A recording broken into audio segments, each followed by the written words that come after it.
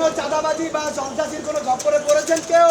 রাজনৈতিক ক্রান্তিকাল উত্তরণ আর অর্থনৈতিক সংকট নিরসন, রাজপথ থেকে বাজার সবখানেই শিক্ষার্থীরা গড়ে তুলেছেন সামাজিক আন্দোলন।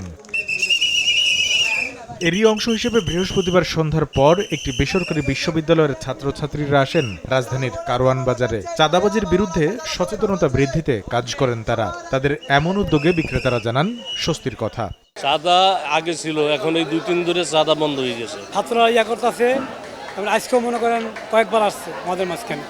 আমরা শান্তিতে দ্বন্দ্ব করবো, এখন আমাদের মাল আমরা কম ব্যস্ত আছি। আগে সিটি কর্পোরেশন চাঁদা নিছে, পুলিশের চাঁদা দিতে হয়েছে, আবার ফুড ভাড়া দিতে হয়েছে, মানে সব মিলায় বিভিন্ন খরচ দেওয়া হয়েছে। 3-4 প্রকারের ভাবে খরচ দেওয়া হয়েছে। এখন ছাত্র সমাজ যেভাবে বলতেছে এভাবে যদি আমাদের সমাজটা এভাবে চলে বা আমাদের ফুড চলে, তাহলে আমাদের সাধারণ মানুষের জন্য অনেক উপকার হবে। সুন্দর করে গাড়ি আসে, আমরা মাল সস্তায় কিনে সস্তায় বেশি। চাঁদাবাজি বন্ধের ইতিবাচক প্রভাব পণ্যমূল্যে পড়তে শুরু করেছে বলে জানান ক্রেতারা।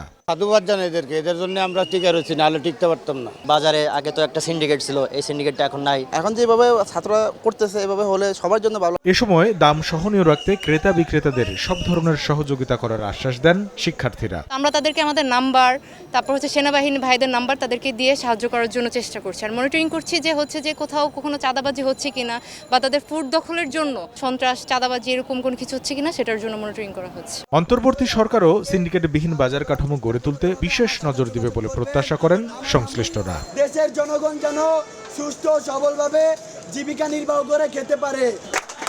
কামরুল হাসান সবুজ, সময় সংবাদ, ঢাকা।